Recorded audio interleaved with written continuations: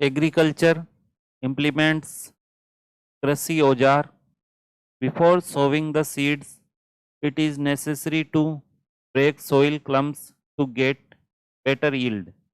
अच्छी उपज के लिए बुआई से पहले मिट्टी को भुरभुरा करना आवश्यक है. These is done with the help of various tools. यह कार्य अनेक औजारों की सहायता से किया जाता है. The main tools used for this purpose are the plough. जो मुख्य टूल होता है, औजार होता है, वो हल होता है. उसके अलावा होई एंड कल्टीवेटर, कुदाली एवं कल्टीवेटर भी इस कार्य में उपयोग किए जाते हैं.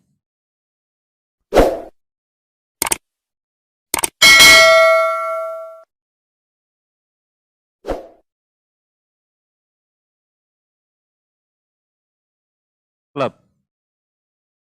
This is being used since ancient times for tilling the soil.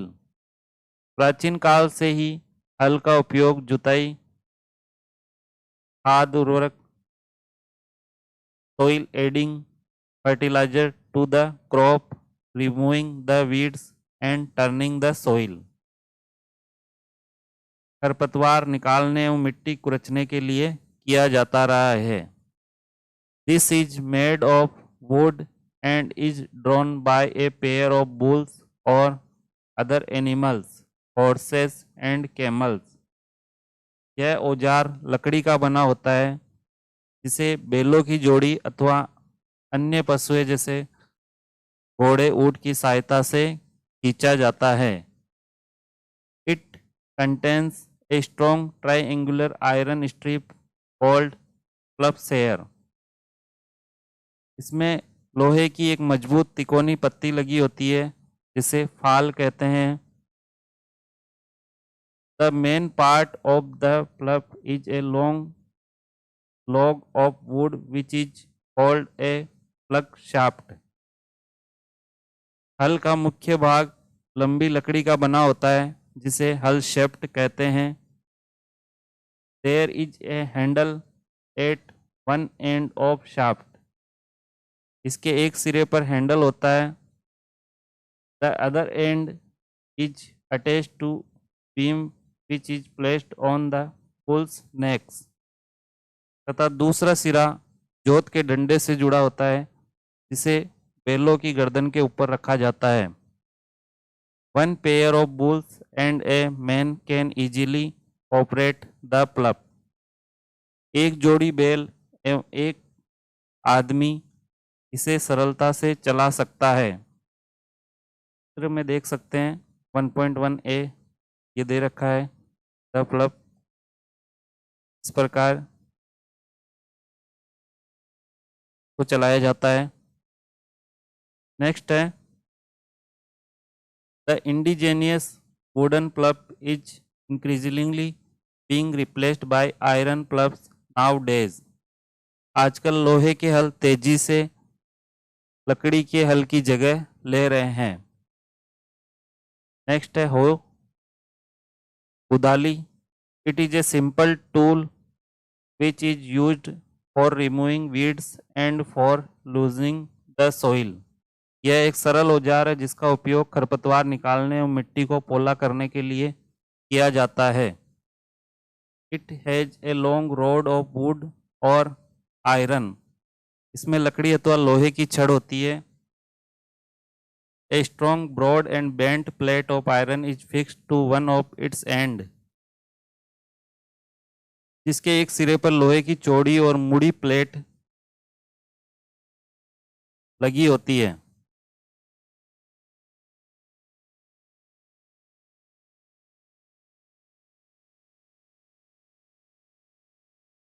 Works like a blade. जो एक पत्ती के जैसे होती है, ब्लेड का कार्य करती है. It is pulled by animals. का दूसरा सिरा पशुओं द्वारा खींचा जाता है. ये होई का डायग्राम दिया हुआ है, इस प्रकार की होती है. नेक्स्ट है cultivator. Nowadays ploughing is done by tractor driven cultivator. आजकल जुताई ट्रैक्टर द्वारा संचालित कल्टीवेटर से की जाती है। The use of cultivator saves labour and time. Cultivator के उपयोग से समय एवं श्रम दोनों की बचत होती है। ये इस प्रकार का होता है जो ट्रैक्टर के पीछे लगा होता है कल्टीवेटर। 1.4 सोविंग बुआई। Sowing is an important part of crop production. बुआई फसल उत्पादन का सबसे महत्वपूर्ण चरण है। Before sowing, good quality clean and healthy seeds of a good variety are selected. बीज बोने से पहले अच्छी गुणवत्ता वाले साफ एवं स्वस्थ बीजों का चयन किया जाता है। Farmers prefer to use seeds which give high yield. किसान अधिक उपज देने वाले बीजों को प्राथमिकता देता है। सिलेक्शन ऑफ सीड्स, बीजों का चयन। One day I saw my mother put some gram seeds in a vessel and pour some water on them। एक दिन मैंने अपनी माँ को देखा कि माँ चने के कुछ बीज एक बर्तन में रखकर उसमें कुछ पानी डाल रही है। आफ्टर ए फ्यू मिनट्स, कुछ मिनट पश्चात, some seeds started to float on top। कुछ बीज पानी के ऊपर तैरने लगे। I wonder why some seeds float on water। मुझे आश्चर्य हुआ कि कुछ बीज पानी के ऊपर क्यों तैरने लगे।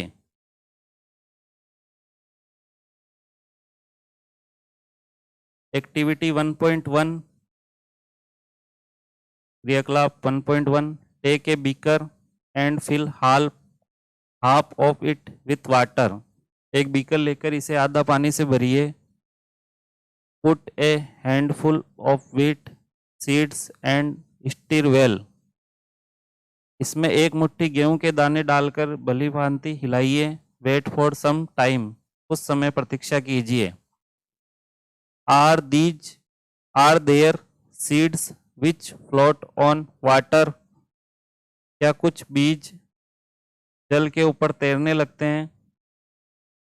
वुड दोज बी लाइटर और heavier than those which sink. जो बीज पानी में बैठ जाते हैं वे हल्के हैं या भारी हैं। Why would they B lighter. क्षतिग्रस्त बीज खोखले हो जाते हैं और इस कारण तैरने लग जाते हैं। Damaged seeds become hollow and are thus lighter. अतः they float on water therefore.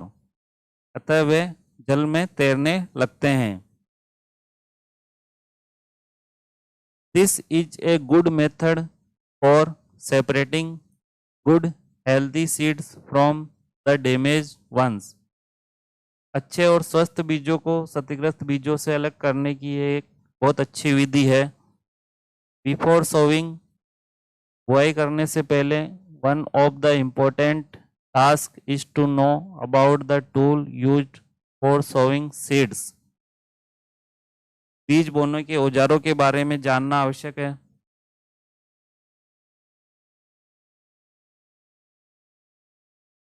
Traditional tool, परंपरागत औजार।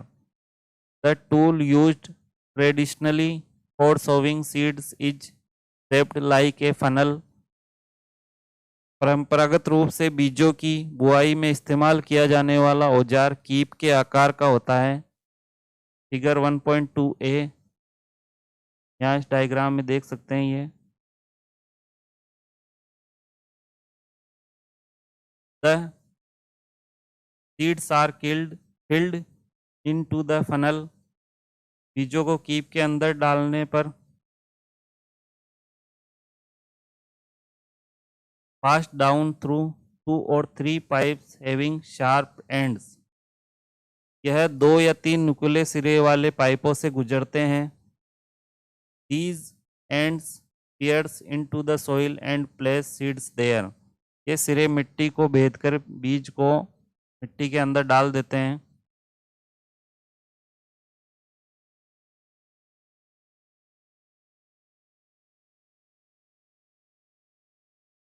seed drill.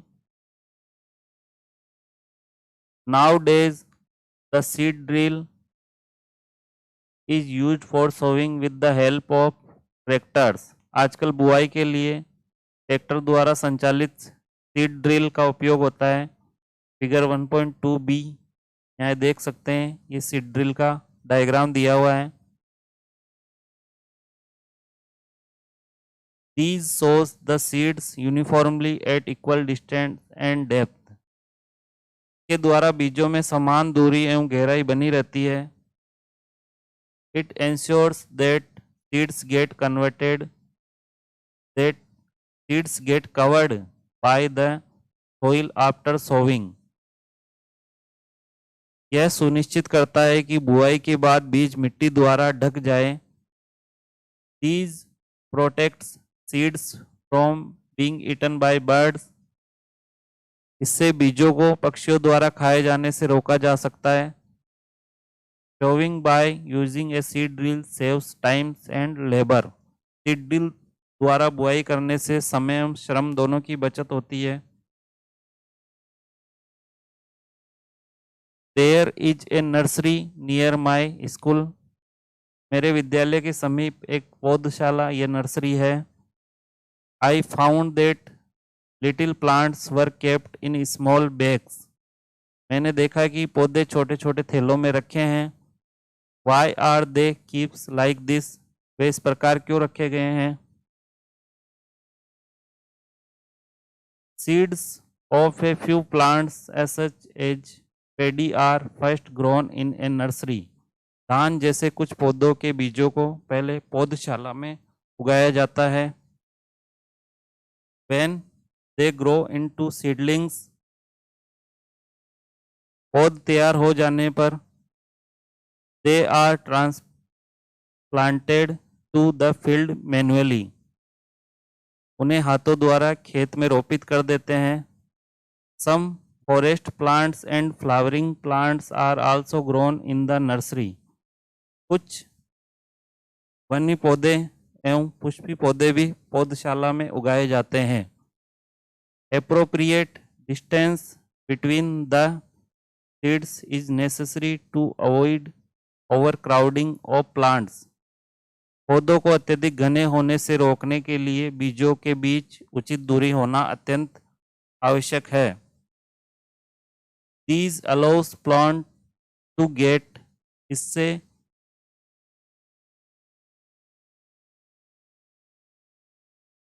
sufficient sunlight, nutrients and water from the soil. इससे पौधों को सूर्य का प्रकाश, पोषक एवं जल पर्याप्त मात्रा में प्राप्त हो जाते हैं। At times a few plants may have to be removed to prevent overcrowding. अधिक घनेपन को रोकने के लिए कुछ पौधों को निकाल कर हटा दिया जाता है। 1.5 एडिंग मैन्योर एंड फर्टिलाइजर्स, खाद और उर्वरक मिलाना। The substance which are added to the soil in the form of nutrients for the healthy growth of plants are called manure and fertilizers. वे पदार्थ जिन्हें मिट्टी में पोषक स्तर बनाए रखने के लिए मिलाया जाता है उन्हें खाद या उर्वरक कहते हैं। I saw a healthy crop growing in a farm. मैंने एक खेत में उगने वाली स्वस्थ फसल पौधों को देखा। In the neighboring farm, the plants were weak. Why do some plants grow and better than others? जबकि पास के खेत में पौधे कमजोर थे, कुछ पौधे अन्य पौधों की तुलना में ज़्यादा अच्छी तरह से क्यों उगते हैं? Soil supplies mineral nutrients to the crop plants. मिट्टी फसल को खनिज पदार्थ देती है। These nutrients are essential for the growth of plants. ये पोषक पौधों की वृद्धि के लिए आवश्यक होते हैं। In certain areas, farmers grow crop after crop in the same field. कुछ क्षेत्र में किसान खेत में एक के बाद दूसरी फसल उगाता रहता है। The field is never left uncultivated or fallow. खेत कभी भी खाली नहीं छोड़े जाते। Imagine what happens to the nutrients. कल्पना कीजिए कि पोषक तत्वों का क्या होता है। Continuous cultivation of crops makes the soil poor in nutrients. फसलों के लगातार उगाने से मिट्टी में कुछ पोषकों की कमी हो जाती है। Therefore, farmers have to add manure to the field to replenish the soil with nutrients. इस क्षति को पूरा करने के लिए किसान खेतों में खाद देते हैं। This process is called manuring. यह प्रक्रिया खाद देना कहलाती है। Improper or insufficient manuring results in weak plants. अपर्याप्त खाद देने से पौधे कमजोर हो जाते हैं। Manure is an organic substance obtained from the decomposition of plants or animal wastage. खाद एक कार्बनिक या जैविक पदार्थ है जो कि पौधों या जंतुओं के अपशिष्ट से प्राप्त होते हैं। Farmers dump plants and animal waste in pits at open places and allow it to decompose. किसान पादप एवं जंतु अपशिष्टों को एक गड्ढे में डालते जाते हैं तथा इसका अपघटन होने के लिए खुले में छोड़ देते हैं। The decomposition is caused by some microorganisms. यह अपघटन कुछ सूक्ष्म जीवों द्वारा होता है। The decomposed matter is used as organic manure. यह अपघटित पदार्थ खाद के रूप में काम में लिए जाते हैं।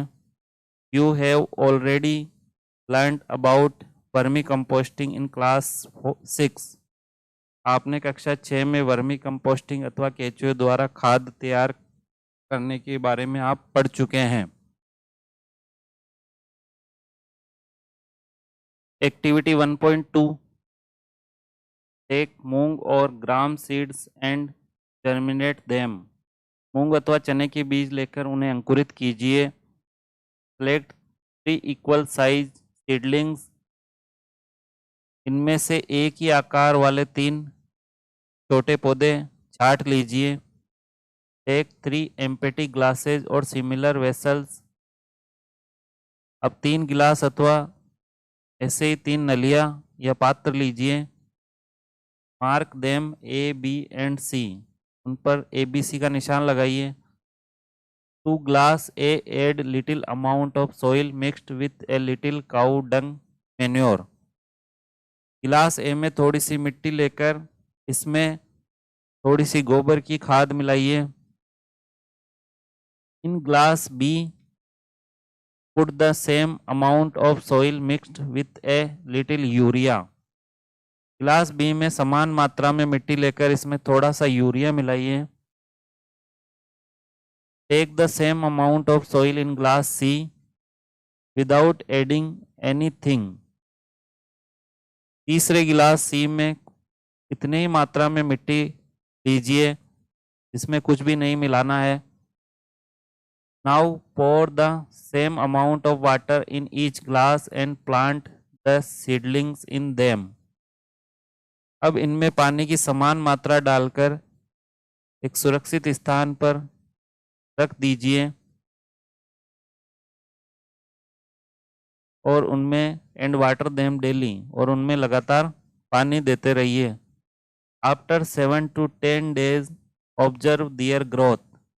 7 से 10 दिनों के बाद उनकी वृद्धि को नोट कीजिए।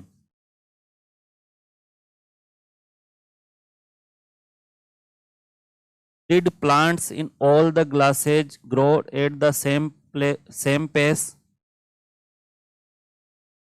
क्या तीनों ग्लासों के पौधों में वृद्धि की गति एक समान है? Which glass showed better growth of plants? किस गिलास में पौधों की वृद्धि बेहतर है? In which glass was the growth fastest?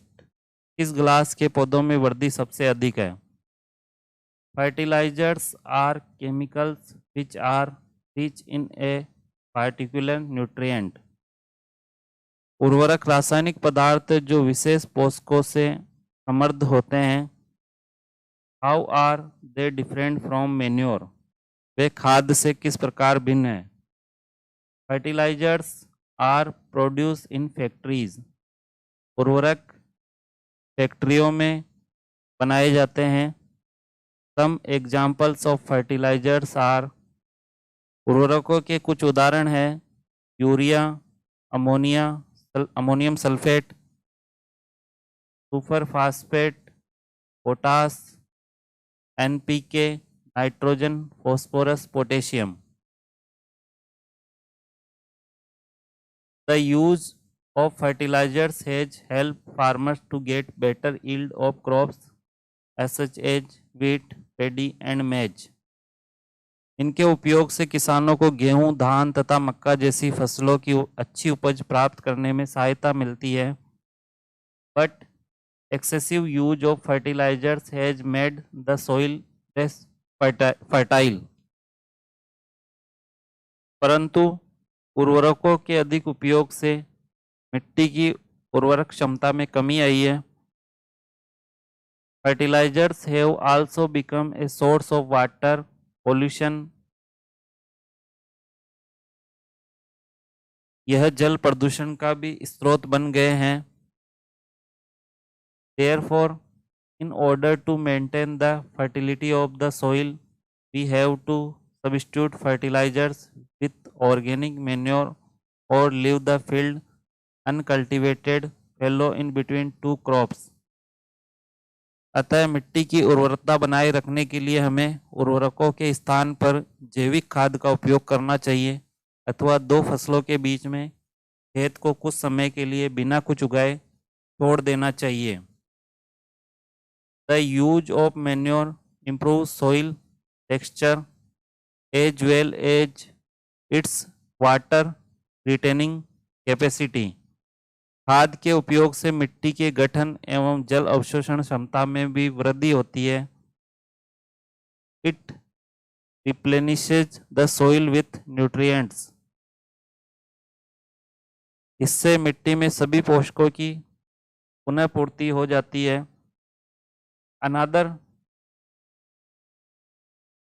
Another method of replenishing the soil with nutrient is through crop rotation.